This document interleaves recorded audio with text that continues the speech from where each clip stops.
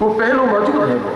جیسے ایک مثال میں آپ کو دیتا ہوں، آج ہم اور آپ اتنے ایڈوانس ہو چکے ہیں کہ موبائل فون پر پوری دنیا سے رابطہ کرتے ہیں، اور اتنی زیادہ ہم ترقی کے دور پر جا چکے ہیں کہ نماز کی حالت میں بھی موبائل فون بند نہیں کرتے.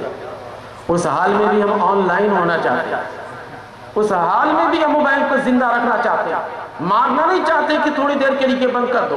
محفل میں تقریر سنتے ہیں، موبائل بند نہیں کرتے. میری تقریر سن رہے ہیں، اس وقت بھی آن لائن ہونا چاہتے ہیں. یہ کرتے ہیں نا. اب آپ اس کو رسول کی سیرت میں ذرا تلاش کیجیے، 4 شرائط کے اندر کہ رسول کی سیرت میں یہ ہے، یہ بھی موجود ہے. میرے نبی صلی اللہ علیہ وسلم مدینہ منورہ میں مسجد میں خطبہ دے رہے ہیں، اور مقام نہاون میں حضرت ساریہ سرکار عالم علیہ السلام کے غلام، یعنی رسول کے غلام کی بات ہے. رسول کے وہ غلام مقام نہاون میں، وہ جو ہے مقام نہاون میں جہاد کر رہے ہیں. یہاں سے حضرت عمر نے فرمایا یا ساریۃ الجبل. جب وہاں پر آپ نے آواز پہنچائی نا، نبی کریم علیہ السلام نے وہاں تک جو آواز پہنچائی، نبی کریم صلی اللہ علیہ وسلم کے غلام نے وہاں تک جو آواز پہنچائی، تو جانتے ہیں یہ کس کا صدقہ تھا؟ میرے رسول صلی اللہ علیہ وسلم کے ٹیکنالوجی کا صدقہ تھا.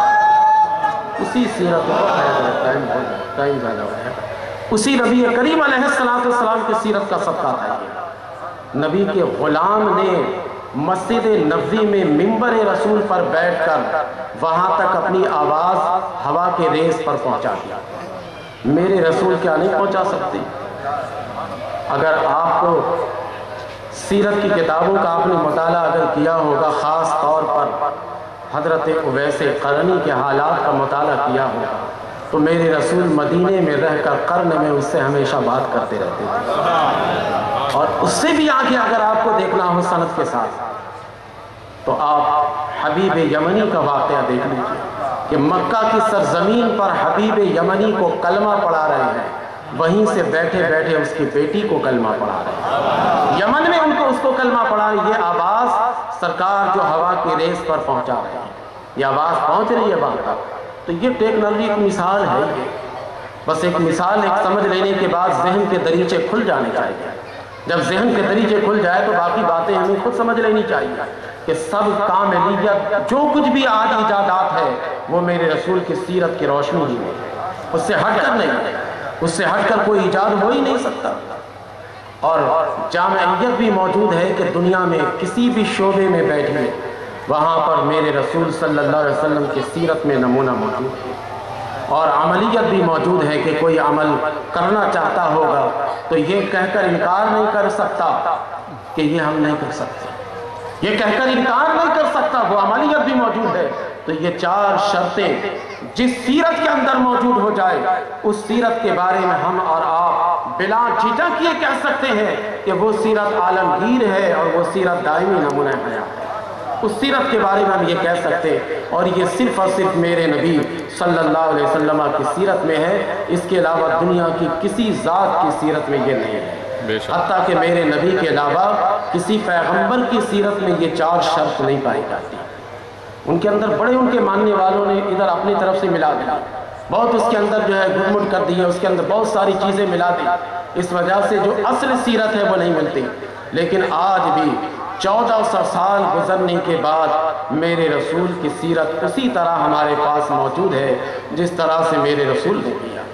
بلکہ ہم تو حدیث شریف کو نقل کرنے میں جب قول نقل کرتے ہیں تو اس قدر احتیاط برتتے ہیں کہ اگر کسی مقام پر قال رسول اللہ صلی اللہ علیہ وسلم ہے تو ہم قال نبی صلی اللہ علیہ وسلم نہیں کہتے.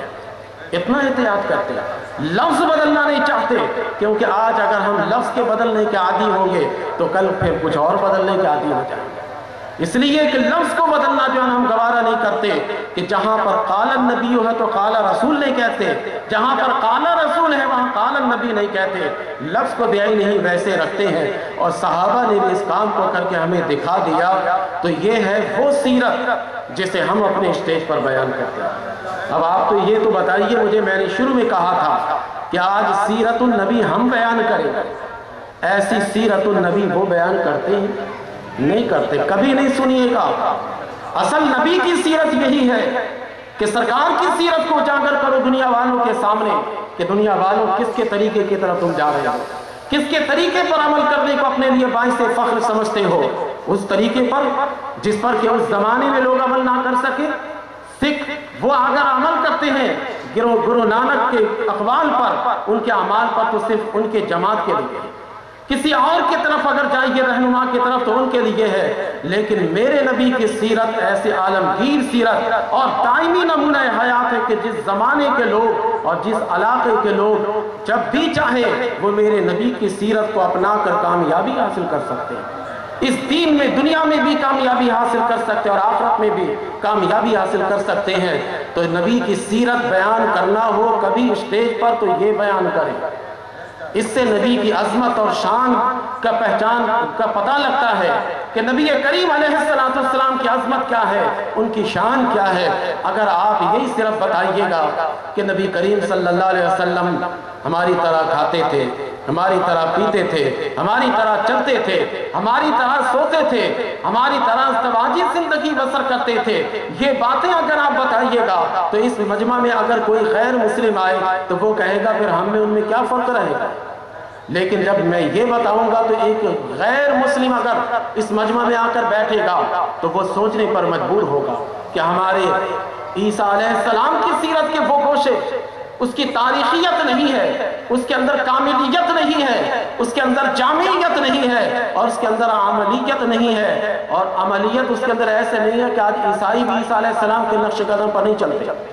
عیسیٰ علیہ السلام نے کوئی مکان بنایا نہیں، یہ تو مکان ایسا بناتے کہ سونے کا دروازہ لگانا چاہتے ہیں۔